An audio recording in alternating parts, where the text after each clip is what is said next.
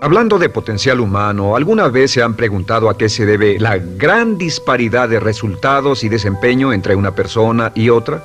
Una persona que percibe $250,000 anuales no es 10 veces más astuta ni mejor que una persona que percibe $25,000 anuales. ¿Por qué la diferencia de 10 veces sus ingresos? Y si tomamos a una persona que percibe $2,5 millones al año, ¿será esa persona 100 veces mejor, más astuta que la persona que gana $250,000? Imposible. En un estudio reciente de coeficiente intelectual probaron a 1,000 personas de una cierta población y llegaron a la conclusión de que la mejor persona entre los 1,000 solo era 2,5 veces más astuta que la persona de menor coeficiente intelectual. Solo 2,5 veces la disparidad, y tal vez eso sea con toda la población. ¿A qué supone que se debe la diferencia? Al hablar de potencial humano, llegamos a una fórmula que deduje hace algunos años. Tal vez eso lo explique un poco. La fórmula comienza con lo que llamamos AI. O sea, atributos innatos, las cualidades, la inteligencia, la habilidad, el temperamento, cosas con las que se nace que no pueden cambiarse mucho. Además de los atributos adquiridos. Estos atributos son muy importantes, son su educación, su capacitación, sus capacidades, su experiencia, conocimiento, sabiduría, etc., multiplicado por A, que es su actitud, es igual al potencial humano individual o al desempeño humano individual o resultados individuales humanos. Ahora, de estos tres, los atributos innatos se traen desde el nacimiento. Los adquiridos pueden cambiarse, pero se necesita cierto tiempo para ello, aunque a veces cambiamos muy rápidamente. Cierta información valiosa puede cambiar dramáticamente su eficacia, pero las actitudes pueden aumentarse o disminuirse dramáticamente en segundos. Cada vez que mejoramos nuestra actitud, multiplicamos todas nuestras capacidades. Una actitud ha sido llamada acertadamente el lenguaje más importante del ser humano, la palabra más importante del idioma en el humano. Todo lo que hacemos en la vida, según un estudio en Harvard entre estudiantes ejecutivos, será en un 85% de actitudes. Un 85% de su éxito estará determinado por su actitud. Eso significa que está determinado por cuán positivo o cuánta actitud mental positiva se tenga. Las personas con actitudes mentales positivas tienden a avanzar más rápidamente, se mueven hacia la cima en organizaciones valiosas, ganan más dinero, sacan más satisfacción de la vida. Una actitud mental positiva no significa que baile por las calles y arroje flores. Solo significa que tome una actitud constructiva en general o se aproxime hacia su trabajo, su vida, sus problemas, relaciones, etc. Según el informe Cox de las empresas americanas, según la revista Success, un 85% más de todo lo que se logra se debe a la actitud. Y la pregunta es, ¿de dónde vienen las actitudes? Las actitudes vienen de las expectativas. Muy simple, ya hablamos de eso. Y una forma muy poderosa de mejorar su actitud instantáneamente es decir, aunque no lo crea, pienso que algo maravilloso va a ocurrirme hoy. Como dijimos antes, nuestras expectativas sobre los desenlaces determinan nuestra actitud. Si espera que las cosas salgan bien, tendrá una actitud positiva. Si espera que salgan mal, tendrá una actitud negativa. Y lo maravilloso es que podemos fabricar nuestras expectativas. Podemos esperar lo que deseamos. Podemos esperar cosas buenas, cosas malas, y no nos decepcionaremos. ¿De dónde surgen nuestras expectativas? Nuestras expectativas surgen de nuestras creencias y de nuestros valores. Son el centro de los factores motivacionales de nuestra personalidad, nuestras creencias, y esto nos conduce a un entendimiento del potencial humano. Significa básicamente que nuestra actitud es una expresión externa de lo que está ocurriendo internamente, y esto es consistente con las leyes mentales. Con respecto a las creencias, cada uno de nosotros tiene muchas creencias en el fondo que los psicólogos llaman los conceptos propios. El concepto propio, o su descubrimiento, es considerado por muchos como el logro único y más importante para comprender el desempeño humano en el siglo XX. Yo estoy de acuerdo. El concepto propio es como, si queremos usar una analogía militar, el centro de mando. O si queremos usar una analogía técnica, es el programa central de su computadora básica. Es un grupo de creencias, valores, actitudes, sentimientos, ideas, etc., almacenadas en el fondo de nosotros y son el resultado de casi todas las experiencias que hemos tenido en la vida.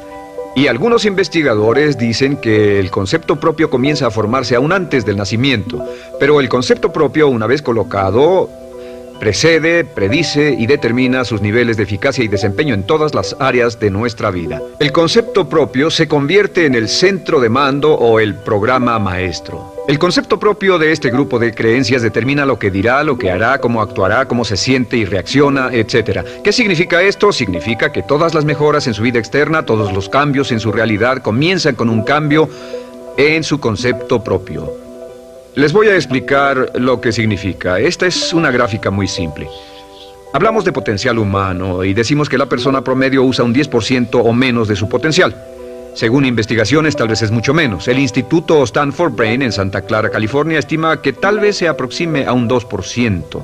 Seremos generosos y diremos que la persona promedio usa un 10%. Significa que en los mejores casos, la mayoría, como usted o yo, no usamos un 90% de nuestro potencial. Uno de los mejores filósofos, Oliver Wendell Holmes, dice que la tragedia de la persona promedio es que llegan a la tumba con su música aún por dentro. Aún están funcionando con mucho menos de su potencial total. Y esto es el potencial humano. Sabemos que existe una relación directa entre el potencial humano y el concepto propio. Pero como nuestros conceptos propios o nuestras estimaciones de nosotros mismos generalmente son mucho menores de lo que debieran ser, nuestro nivel de desempeño y eficacia también es menor. Sabemos que nuestro concepto propio es altamente subjetivo. ¿Qué significa esto? Significa que el concepto propio, lo que pensamos que es cierto sobre nosotros mismos, no está basado en la realidad, está basado en información que hemos tomado y aceptado como cierto, hasta el grado en que creemos lo que sea de nosotros mismos y se vuelve cierto para nosotros porque actuamos de una forma consistente con ello. Algunas personas que leen sus horóscopos y creen en horóscopos predicen su futuro. Hay algunas personas que toman la crítica y las opiniones de otros a quienes ni siquiera respetan y hacen suyas esas ideas, dando un resultado muy negativo. Lo que piense, lo que acepte como cierto, se vuelve cierto para usted. También sabemos que como adultos tenemos una variedad de conceptos propios. Tenemos un concepto propio de cómo vestirnos, cuánto pesamos, lo que comemos, lo bien que podemos hablar en público, qué tipo de padres somos, qué tipo de hijos somos con nuestros padres, qué tipo de esposo o esposa somos, qué tipo de amante, de conductor. Lo interesante de manejar es que todos los hombres tienen un concepto muy positivo con respecto a esto. Las mujeres no entienden esto, pero los hombres nacen con un genio inherente para manejar. Todos los hombres son choferes excelentes. Si no lo creen, todo lo que tienen que hacer las mujeres que están viendo esto es pensar en la última vez que trataron de corregir la forma de conducir de un hombre y recordarán que no obtuvieron buenas respuestas. ¿Cómo respondemos ante alguien que desafía nuestro concepto propio, sugiriendo que no somos las personas que pensamos ser? Estamos a la defensiva, nos enfadamos, nos irritamos, es difícil que nos traten. Tenemos un concepto propio de lo creativos que somos, lo inteligentes, lo rápido que leemos, lo bueno que somos en los deportes, y si practicamos una gran variedad de ellos, tenemos un concepto propio para cada uno de ellos. Tenemos un concepto propio de lo bien que cocinamos, de lo bien que educamos a nuestros hijos, de lo bien que limpiamos nuestra casa, los autos que manejamos, etc. Y también de lo que valemos por lo que ganamos.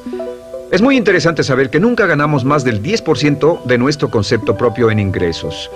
Nuestro concepto propio determina nuestro nivel de ingresos. Este nivel de concepto propio se llama zona de confort. Y aunque querramos más dinero, veremos que la tendencia humana natural de todas las actitudes es luchar por lograr entrar a la zona de confort y luego quedarnos ahí.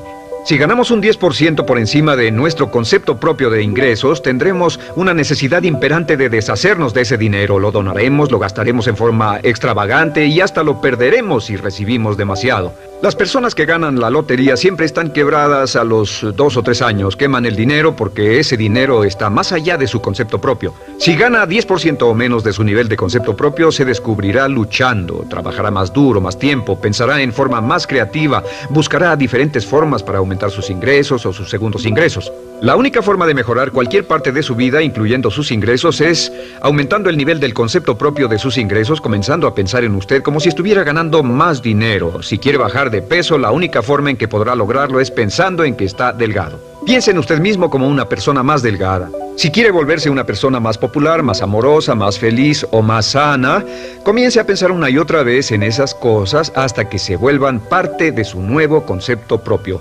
Hablaremos de eso más adelante. Es una parte esencial de la programación de su mente hacia el éxito. Su concepto propio global está determinado por el promedio de sus conceptos propios en las áreas que considere importantes. Ahora, su concepto propio está formado de 3 partes críticas. La primera parte del concepto propio es el ideal propio. El ideal propio es la persona que más desearía ser, es su idea de lo que constituye un ganador, es su visión ideal de lo mejor que puede ser usted. Nada más, una de las cosas que sabemos de las personas con éxito es que las personas con éxito tienen ideales propios muy claros, ideales claros de quién quieren ser en el futuro. Las que no tienen éxito tienen ideales muy vagos. El número 2 es la autoimagen. La autoimagen es como un retrato de cómo se ve a sí mismo y lo que piensa de sí mismo. La autoimagen es el espejo interno, es como se percibe a sí mismo ahora en su desempeño actual, en forma cotidiana. La tercera parte es su autoestima. Su autoestima es cómo se siente consigo mismo. Cómo se siente consigo mismo es la fuerza motriz, el motor, la fuerza poderosa dentro de su subconsciente. Es la fuerza de energía dentro de su concepto propio y determina casi todo lo que le pasa. La mejor definición de autoestima es cuánto se agrada a sí mismo. Cuánto se agrada a sí mismo como esposo, cuánto se agrada a sí mismo como empleado, cuánto se agrada a sí mismo como jefe, como inversionista, como orador profesional, como atleta, etc. Según se agrade a sí mismo, su nivel de autoestima, su sentimiento emocional global respecto a cualquier área de su vida, determina su desempeño y su eficacia en dicha área. Lo sorprendente es que se convierte en lo que piensa, su concepto propio es maleable, su autoestima puede formarse repitiendo una y otra vez: me agrada mi persona, me agrada mi persona, me agrada mi persona.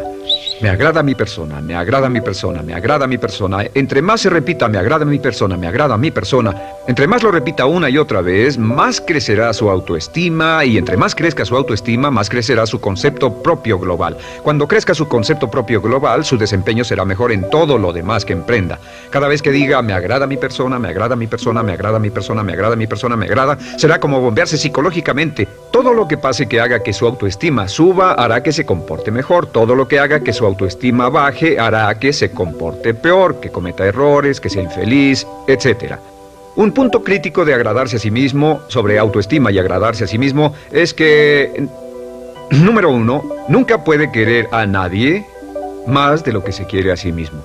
Que su nivel de autoestima es determinante de la calidad de relaciones que tenga con los demás.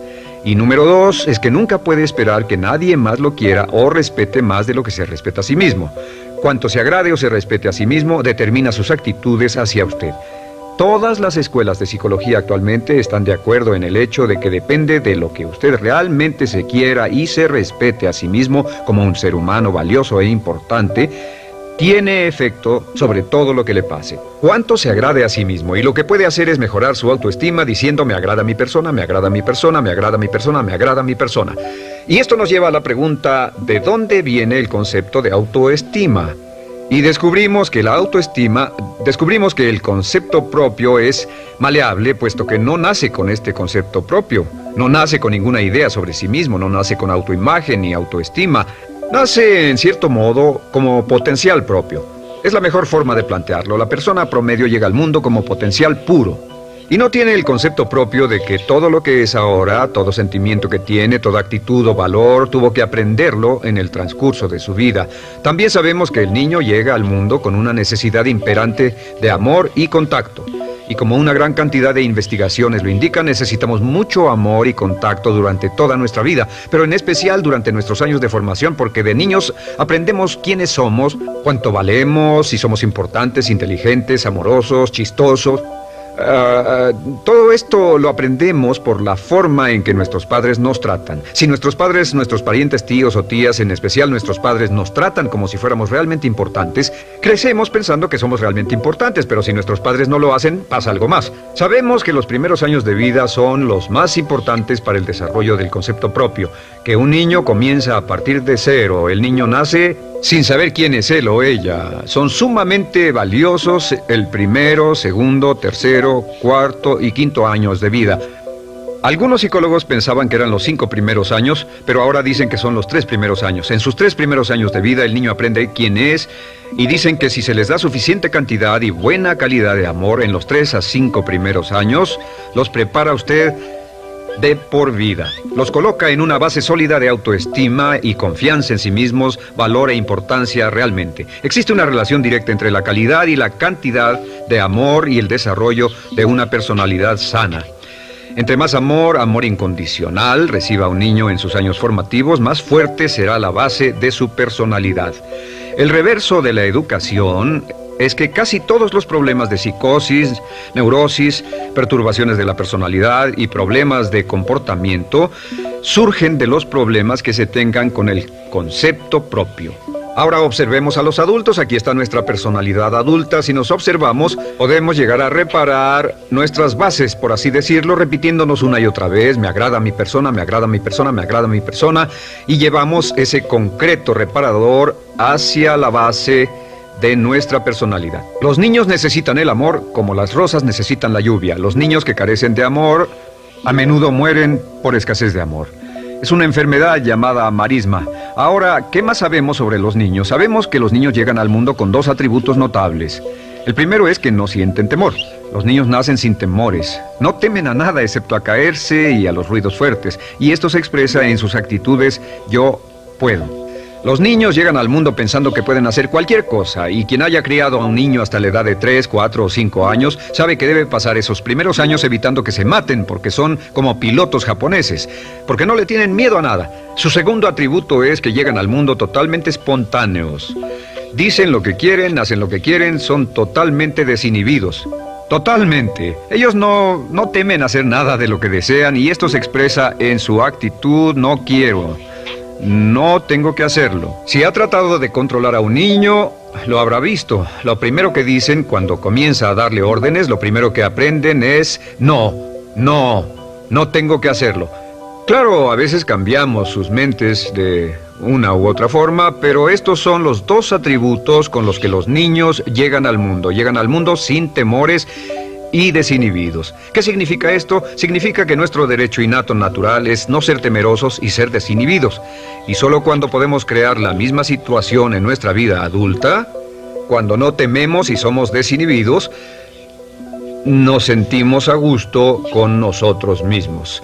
Las mejores organizaciones, las mejores compañías son las que crean un ambiente donde nos sentimos sin temores y sin reservas para ser nosotros mismos y para hacer lo mejor de nosotros. Al crecer descubrimos que los niños aprenden de dos maneras. La primera es por imitación. Imitan a uno o a ambos padres, en especial al padre dominante. Algunas veces el padre dominante cambiará cuando crezca el niño, y a veces los niños imitan al padre, a veces a la madre, pero aprenden por imitación. Muchas características y hábitos que tenemos como adultos los aprendimos de nuestros padres. ¿Alguna vez ha tenido la oportunidad, ha tenido la ocasión de gritarle o reñirle a uno de sus hijos? Verá que le dice las mismas cosas que le dijo su padre a usted cuando era niño. Así que imitamos. A veces imitamos su caminar, a veces su forma de hablar, a veces imitamos sus valores, sus creencias, etc. Aunque esos valores y esas creencias no tengan ningún valor. ¿Por qué? Porque nuestros padres eran así cuando nosotros éramos niños.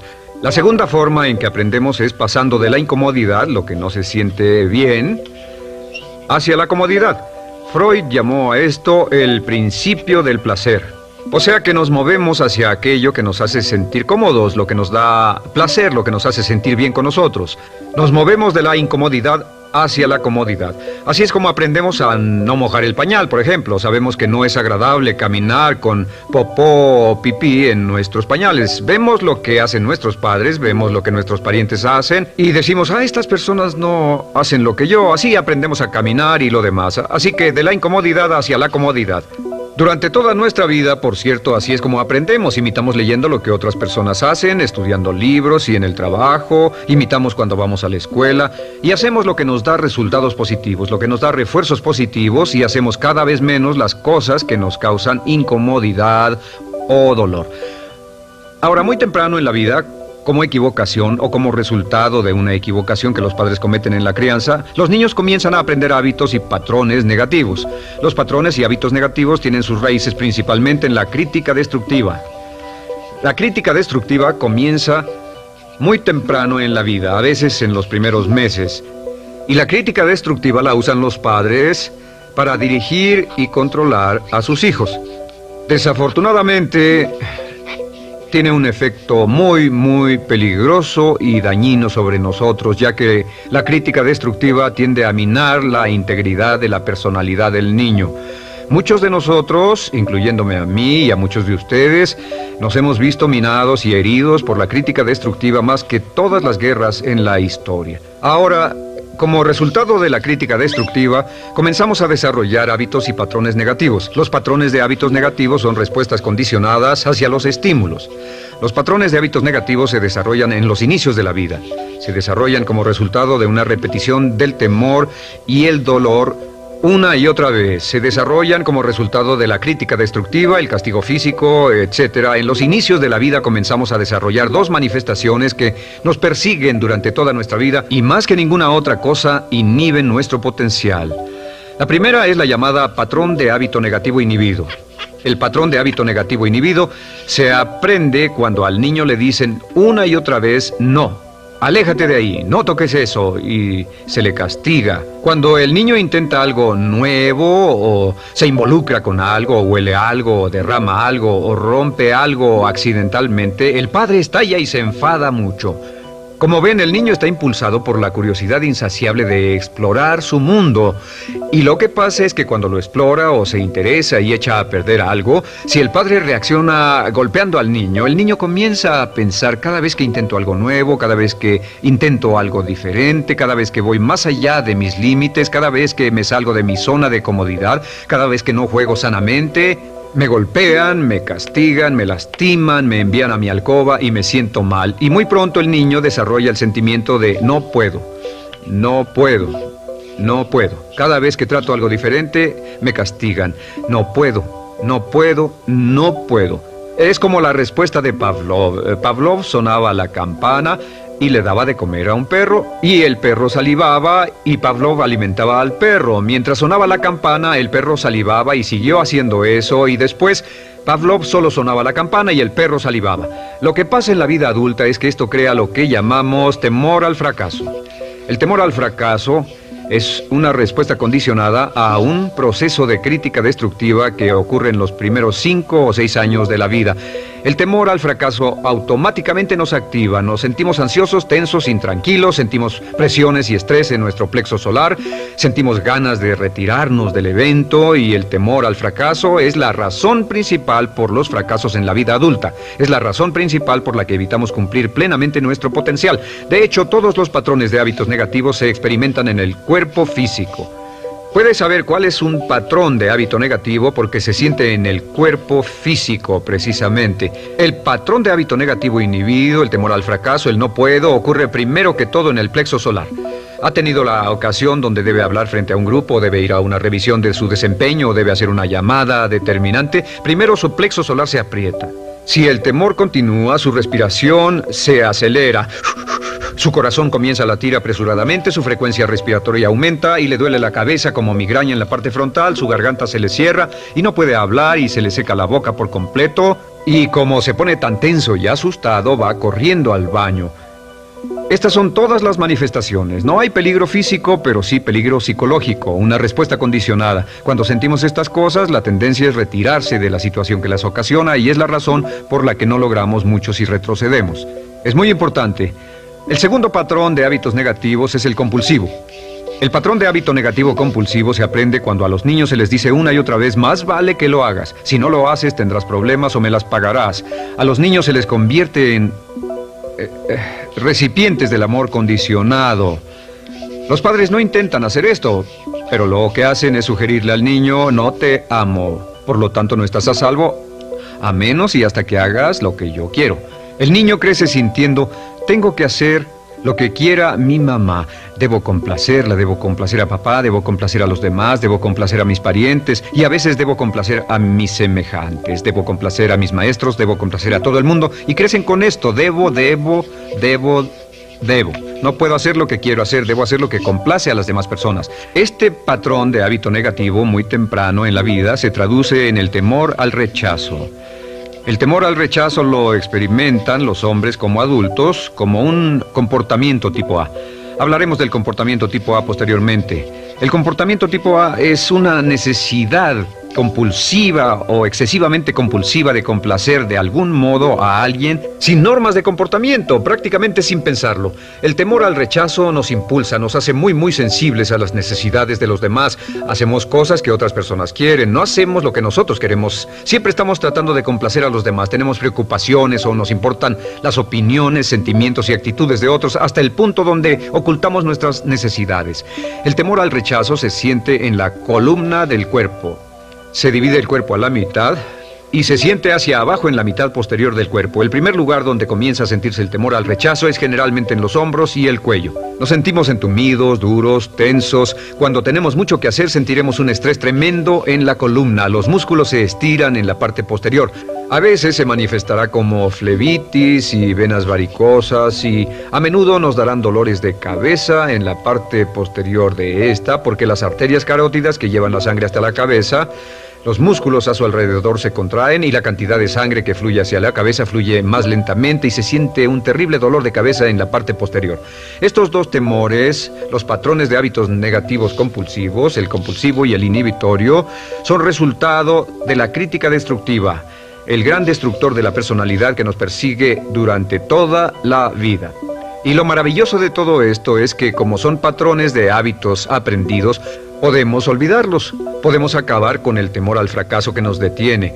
Podemos acabar con el temor al rechazo que hace que hagamos cosas que complacen a los demás en vez de complacernos a nosotros, trabajando con nuestra propia autoestima. Porque existe una relación inversa entre la autoestima y el patrón de hábitos negativos. Porque entre más se agrade a sí mismo, menos teme al fracaso. Entre más se agrade a sí mismo, menos teme al rechazo. Entre más se agrade a sí mismo, menos temerá a cualquier cosa. Y si sigue repitiendo, me agrada mi persona, me agrada mi persona, me agrada mi persona una y otra vez, si sigue diciendo esto, con el tiempo su autoestima sube más y más y más y más y sus temores desde luego bajan. Cuando su autoestima sube, sus temores van en dirección opuesta. Ahora, ¿cómo enfrentar la crítica destructiva si debe criticar a otras personas? Pues eso es muy simple. Muchos padres nos han preguntado eso. ¿Cómo se controla a los niños? Una de las claves para controlar a los niños es dirigirlos para que hagan algo constructivo en lugar de hacer algo destructivo. Otra cosa que debe recordarse es que lo que quiere hacer es que quiere dar una crítica informativa, crítica constructiva, lo que significa que se les dice a los niños lo que pueden hacer o a los adultos lo que pueden hacer mejor. Todo el propósito de dar retroalimentación de cualquier tipo es mejorar el desempeño. Si es padre o si es jefe o si es una persona en una relación, si una persona está haciendo algo malo o inadecuado, todo el propósito de darles cualquier tipo de retroalimentación es para que puedan hacerlo mejor. Sin embargo, existe una relación directa entre la autoestima y la crítica destructiva. Cada vez que se critica a una persona, su autoestima baja. Y cada vez que su autoestima baja, su habilidad para desempeñarse baja. Si critica a una persona en forma destructiva demasiado tiempo, llegará a un punto donde no intentarán nada. Se convierte en lo que llamamos hipersensible. Un adulto hipersensible es aquel que no puede aceptar críticas de nadie. Un adulto hipersensible es una persona que está muy tensa, ansiosa, si siquiera sugiere que no está haciendo lo correcto. Si trata con un adulto hipersensible, la clave es sentarlo y recordar 4 cosas. Número 1, comenzar con alabanzas. Número 2, proteja la autoestima de la persona a toda costa. Número 3, discuta el desempeño y no a la persona. Hable del comportamiento más que de la persona. Y número 4 es enfocarse hacia el futuro en vez de en el pasado. Enfóquese hacia lo que va a hacerse en forma diferente en el futuro en vez de lo que pasó en el pasado. ¿Por qué? Una razón muy simple, porque una persona no puede controlar el pasado. Al no poder controlar el pasado, cualquier crítica de lo que han hecho en el pasado les da un estrés tremendo y frustración. Así que en resumen, la clave del éxito en la vida es una actitud mental positiva. Una actitud mental positiva se basa en expectativas de éxito, de una serie de expectativas positivas. Esa serie de expectativas positivas se basa en sus creencias y en su concepto de sí mismo. El centro de su concepto propio que determina su eficacia en la vida es su autoestima, y su autoestima se mide por cuanto se valore a sí mismo. Las dos cosas que nos frenan más que nada son el temor al fracaso y el temor al rechazo. Y uno de nuestros secretos centrales de éxito es este: Conviértase en un organismo generador de autoestima perpetua. Haga continuamente cosas para usted mismo, hacia sí mismo en su vida, que hagan que se agrade a sí mismo, que se ame, que se acepte, que se respete, que hagan que se sienta fantástico con usted mismo. Si es un jefe o un padre, no olvide que la clave para el máximo desempeño en su hogar y en su trabajo es hacer que las personas se sientan maravillosamente consigo mismas. Entre mejor se sienta consigo mismo y más se agrade, más probable será que logre que las personas a su alrededor lo quieran, lo acepten, lo respeten, se respeten.